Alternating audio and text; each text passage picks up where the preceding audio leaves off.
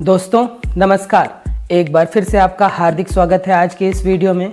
अक्सर हम जिंदगी में हम जो मज़े ले रहे होते हैं उसको ज़िंदगी का यथार्थ समझ लेते हैं। जब वह हम मज़ा ले रहे होते हैं तो सोचते हैं कि यही सच्चा आनंद है, और इस भटकाव में, इस भ्रम में हम पूरी ज़िंदगी गुजार देते हैं और हाथ कुछ भी नहीं आता।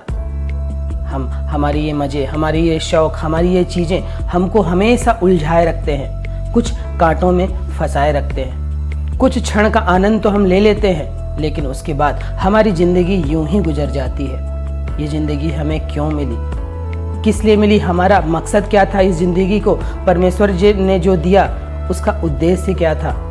हम पूरी ज़िंदगी गुजार लेते हैं लेकिन उसे समझ नहीं पाते हैं। इसी तरह एक जंगल में एक आदमी पगडंडी वाले रास्ते से गुजर रहा था। पगडंडी जो थी वह पत्थरों से, कंकड़ों से भरी हुई थी। जब वह पगडंडी से गुजर रहा था तो एक जंगल आया। जैसे ही वह जंगल के बीच में पहुंचा, एक पागल हाथी उसके पीछे पड़ गया। अब उसने देखा पीछे पागल हाथी आ रहा है, उसने दौड़ लगा दी। अब वह कंकड़ के रास्तों पर उसके पैर में चोट लग रही थी, लेकिन फिर भी देख रहा था कि पागल हाथी मुझे पीछे जो है वह मुझे मार डालेगा, और वह भागता चला जा रहा था। उसने कुछ दूरी पर देखा एक कुआं था, एक गहरा कुआं था, और अब उसे लगा कि इस जंगल में मैं कहीं अगर बच सकता हूँ तो इस कुएं पे ही छलांग मार दूँ तो शायद इस पागल हाथी से बच जाऊँ।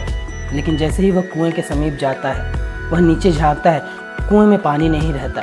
वहाँ नीचे एक नाग सांप बैठा हुआ रहता है। लेकिन अब उसे लगता है कि पागल हाथी जो पीछे आ रहा है, मुझे और कहीं बचने का रास्ता मिलेगा ही नहीं, मुझे इस कुएं में छलांग लगानी ही पड़ेगी। तब एक तरफ पागल हाथी, दूसरी तरफ नाग सांप, लेकिन वह कुएं में छलांग लगाता है। और जैसी छलांग लगाता है, बीच में एक झाड़ी रहती है, कटीली झाड़ी रहती है, वह उसमें फंस जाता है।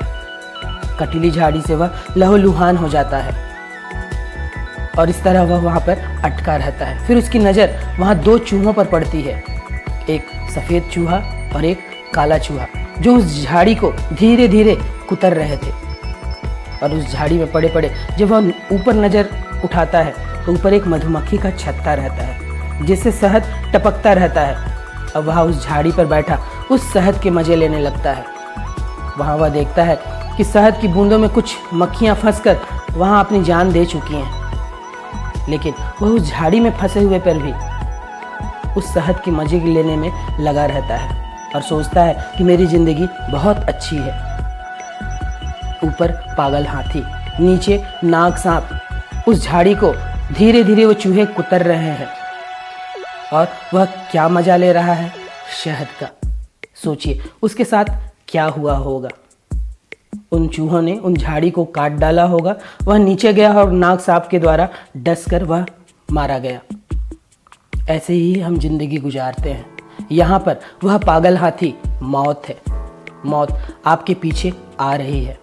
जो वो पगडंडी है वह जीवन का सफ़र है, जो कटीले कंकड़ों से भरा पड़ा है, क्योंकि ज़िंदगी इतनी आसान नहीं है। यहाँ बहुत कुछ सहना पड़ता है, बहुत कुछ सीखना पड़ता है, अपने आप को तपस्या में लगानी पड़ती है, तब ज़िंदगी का सफ़र आसान बनता है। और जब तक मृत्यु नहीं आती तब तक वह पगडंडी कंकड़ों से भरी ही रहती है।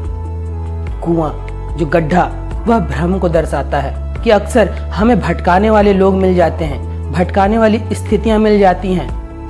कुएं पे बैठा नाग सांप वह बुढ़ापा का प्रतीक है।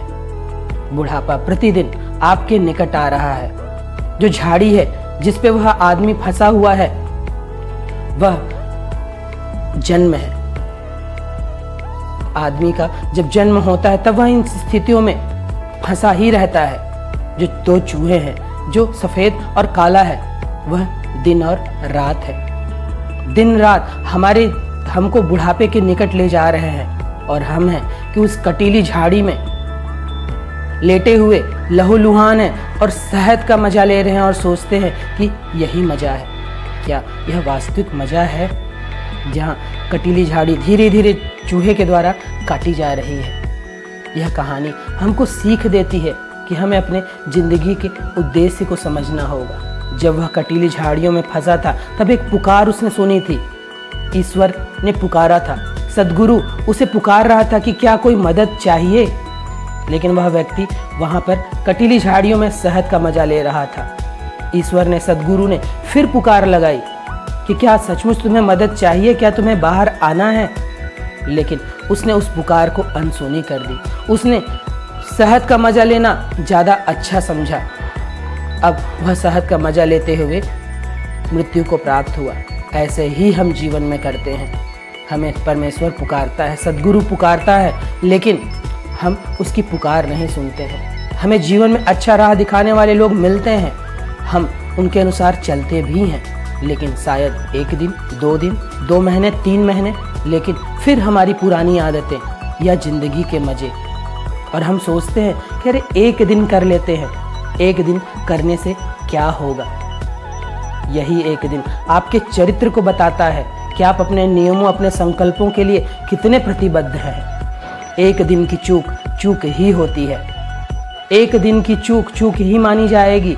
आप भले 3 महीने, 3 साल, 30 वर्षों की तपस्या क्यों न कर ले, अगर 1 दिन आप चूक गए अपने संकल्पों में, अपने नित्य प्रतिदिन के संकल्पों में, क्रियाकलापों में, आपसे वह चूक ही मानी जाएगी।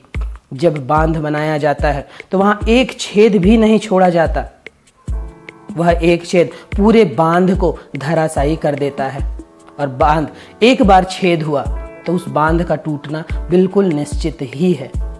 यही जिंदगी की पहेली है जिसे कोई नहीं समझ पाता। लोग सोचते हैं कि अरे 1 दिन का मजा ले लेते हैं, आज भर में क्या हो जाएगा, लेकिन यह 1 दिन की चूक आपके संकल्प को तोड़ती है। तो जब आप किसी चीज के लिए प्रतिबद्ध होते हैं, जीवन के उद्देश्यों के लिए प्रतिबद्ध होते हैं, तब आपको पूर्ण प्रतिबद्धता के साथ उस ओर में बढ़ना होगा। जितने भी सफल लोग हैं, किसी की भी आप जीवनी उठाकर देख लीजिए, वह उन संकल्पों के प्रति प्रतिबद्ध थे, इसलिए वे सफल हुए, इसलिए न उन्होंने वो मुकाम पाया। उनसे 1 भी दिन चूक नहीं हुई। चूक हो जाती है, चलिए, लेकिन अगर बार बार चूक हो, 2 महीने आपने कोई चीज अपनाई लेकिन फिर वह टूट गई, तब आप खुद अनुमान लगाइए कि आप कैसे इंसान हैं।